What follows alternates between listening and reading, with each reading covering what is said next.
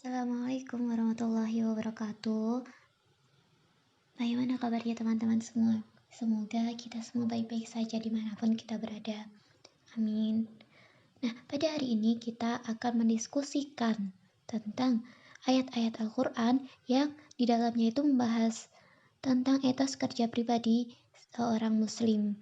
Nah, di sini izinkan kami sebelumnya untuk memperkenalkan diri kami. Saya, Ana Dwi Lestari, beserta rekan saya, Ayu Dia Saputri, pada hari ini akan berdiskusi. Kita akan sama-sama berdiskusi tentang ayat-ayat Al-Quran ini.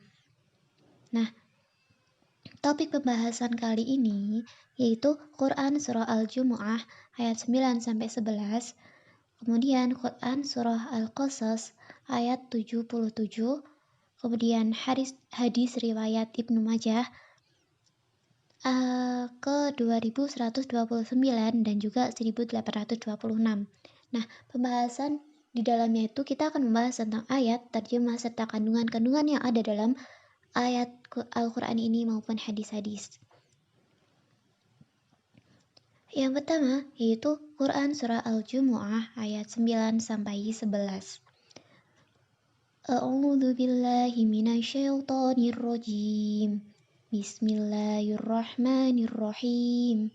Ya ayyuhalladzina amanu idza nudi lis-salati min yaumil jumu'ati fas'au ila dzikrillahi wa dzarul bai'.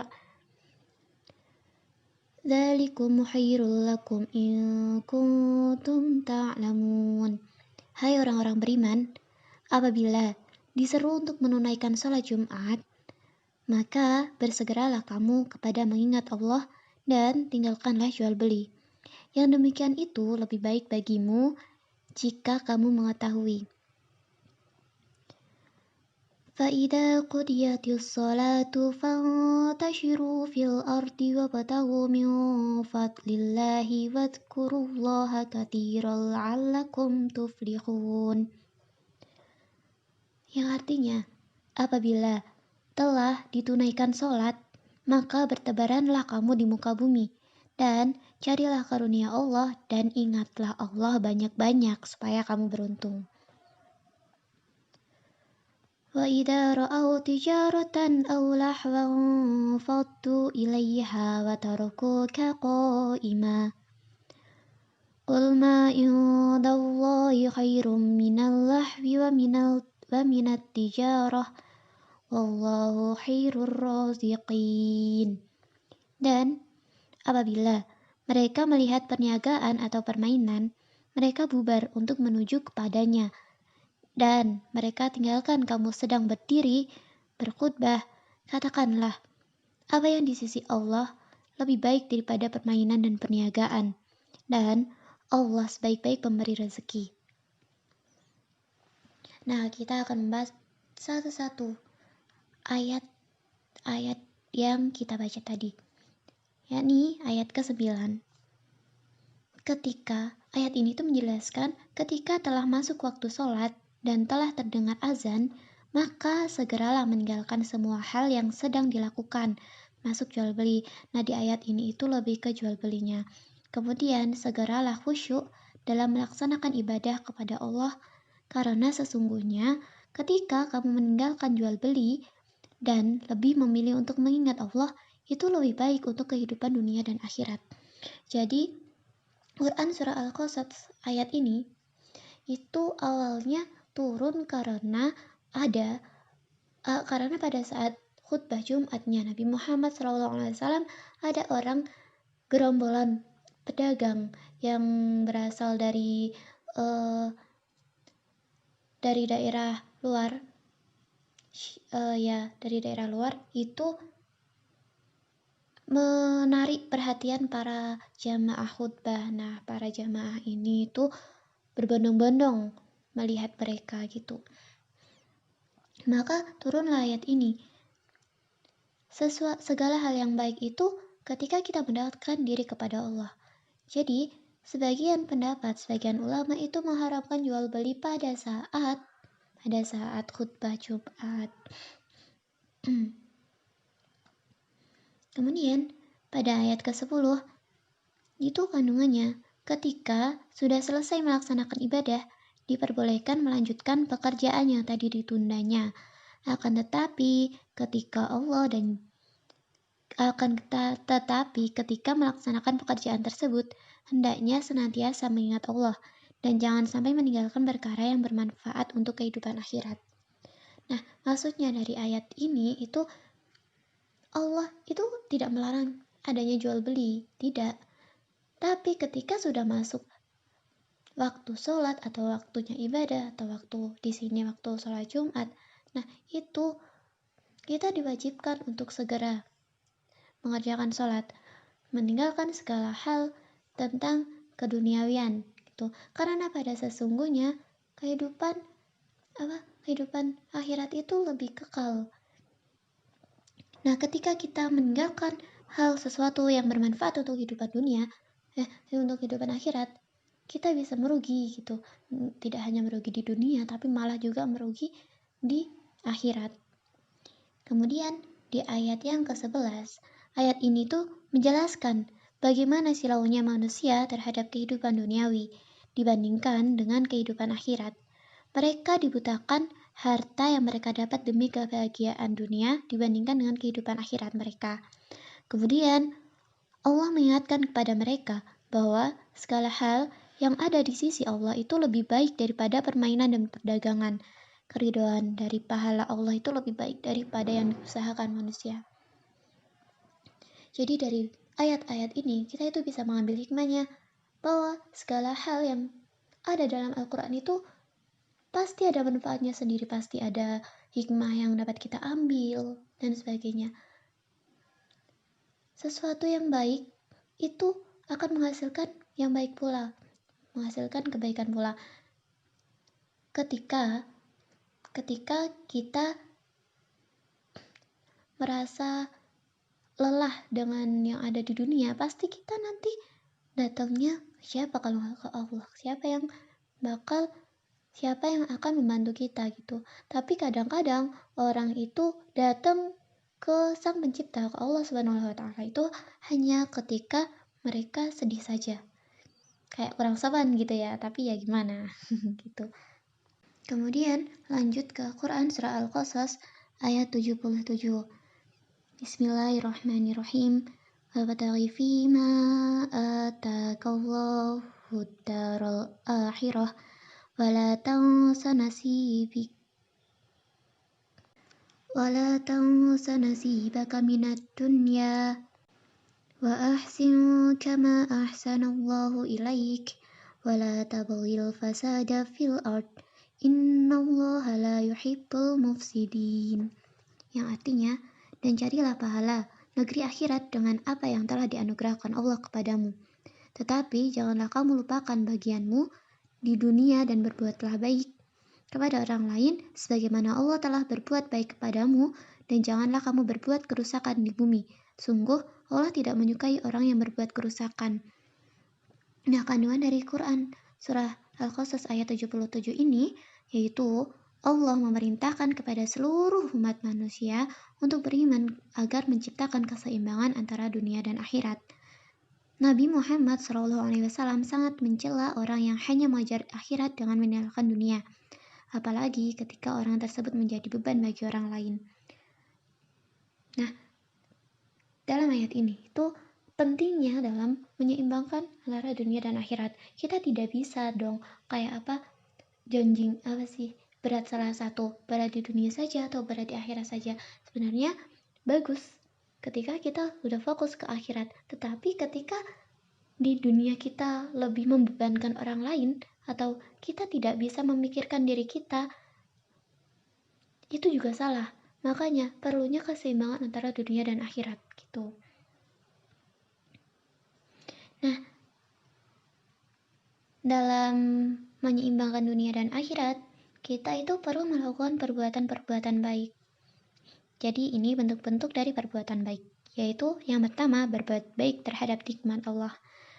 Nah, kita itu diberi harta, diberi titipan harta dari Allah. Nah, harta tersebut itu termasuk nikmat Allah. Sebenarnya nikmat Allah itu nggak hanya harta, tetapi segala hal tentang diri kita, itu kesehatan, kebahagiaan, dan lain-lain. Itu sebenarnya nikmat Allah. Nah, kita gunakan nikmat-nikmat tersebut untuk kehidupan, untuk membantu sesama. Seperti halnya kita mempunyai harta lebih, kita bisa berbagi kepada yang lainnya. Kemudian berbuat baik kepada diri sendiri dengan memelihara kehidupan dirinya di dunia, tetapi tidak bertentangan dengan ajaran di akhirat, ajaran Islam. Sama halnya tadi, kita harus menyeimbangkan keduanya,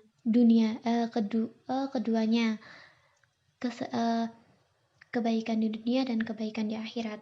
Kemudian yang ketiga, berbuat baik sebagaimana yang telah diajarkan oleh Allah, yakni selalu menaati perintah Allah melalui ibadah dan menjauhi larangan-larangannya.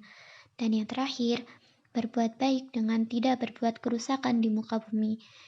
Kita itu kan lahir itu sebagai khalifah, sebagai pemimpin di bumi, sebagai orang yang harusnya menjaga bumi. Nah, kenapa kok malah kita ada bumi malah rusak? Nah, itu siapa yang salah gitu? Apa yang salah dari kita gitu? Nah, mari kita sama-sama introspeksi diri, apa sih yang kurang dari diri aku? Bagaimana cara diriku untuk menyeimbangkan keduanya, antara dunia dan akhirat gitu. Oke, sampai ini saja penjelasan dari saya. Ini selanjutnya tentang hadisnya akan dijelaskan oleh Mbak Ayu. Silakan Mbak Ayu. Baik, terima kasih. Yang selanjutnya adalah hadis-hadis tentang etos kerja yang tinggi oleh pribadi muslim. Yang pertama yakni hadis riwayat Ibnu Majah yang bunyinya ialah Bismillahirrahmanirrahim. An Mi'dam ibni Ma'di Karibaz Zubaydi an Rasulillahi sallallahu alaihi wasallam qala ma kasaba rajulu kasabatan atiyaba min amili yadihi wa ma anfaqa rajulu ala nafsihi wa ahlihi wa waladihi wa khadimihi fahuwa sodaqotun, yang artinya ialah dari Mi'dam bil Ma'di Karib Az-Zubaydi dari Rasulullah, beliau bersabda, tidak ada yang lebih baik dari usaha seorang laki-laki kecuali dari hasil tangan sendiri, dan apa-apa yang diinfakkan oleh seorang laki-laki kepada diri, istri, anak, dan pembantunya adalah sedekah. Dampak dijelaskan bahwa hadis ini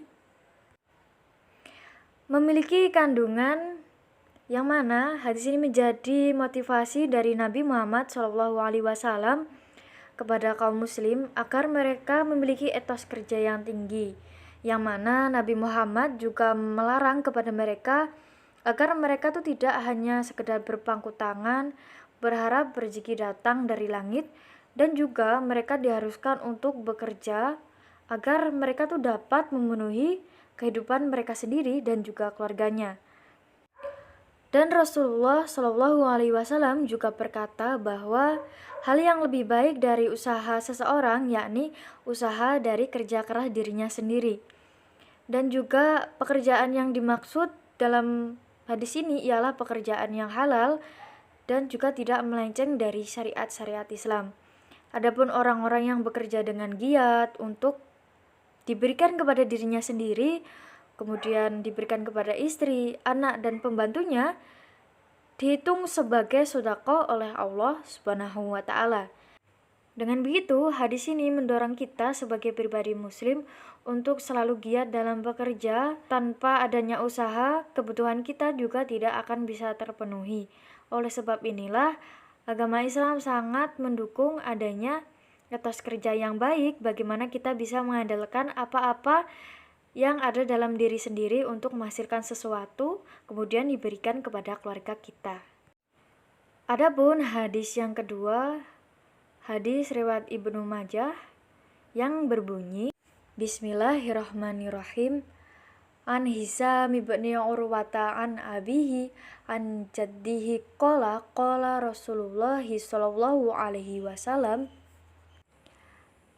la ayyahuda ahadukum ahbaluhu fayatiyal jabala fayaji'a bihutmati khotobin ala dohrihi fayabi'aha fayasta'niya bisamaniha khairul lahu minal ayyas alan nasa a'tauhu au mana'uhu.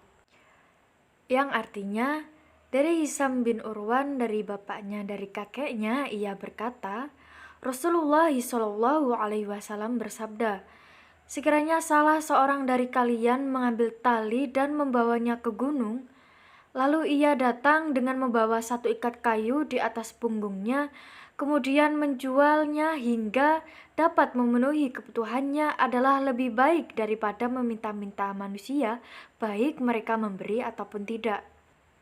Kandungan dari hadis ini ialah seseorang yang bekerja menggunakan tangan, tenaga, pikiran, dan kreativitasnya sendiri, itulah lebih baik daripada orang yang meminta-minta kepada orang lain yang belum tentu bisa memberi. Dijelaskan pula bahwa pekerjaan yang nampaknya rendah sebenarnya dalam Islam bernilai baik, seperti halnya seorang yang bekerja mencari kayu di gunung kemudian menjualnya.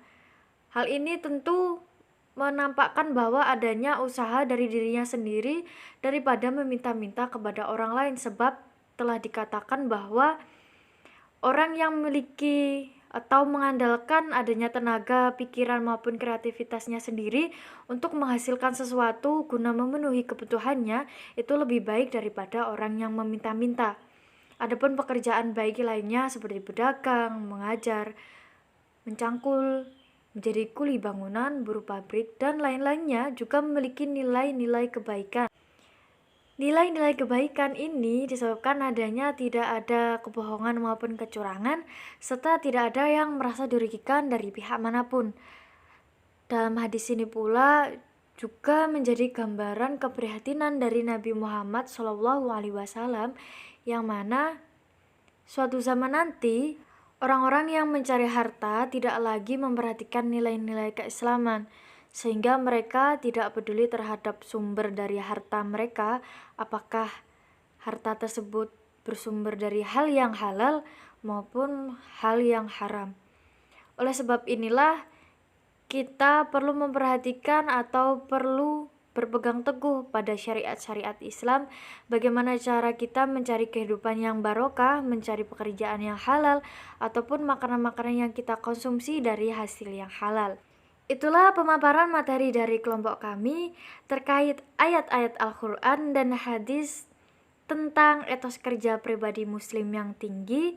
Semoga apa yang kita pelajari pada hari ini menjadi barokah dan bisa diamalkan dalam kehidupan sehari-hari.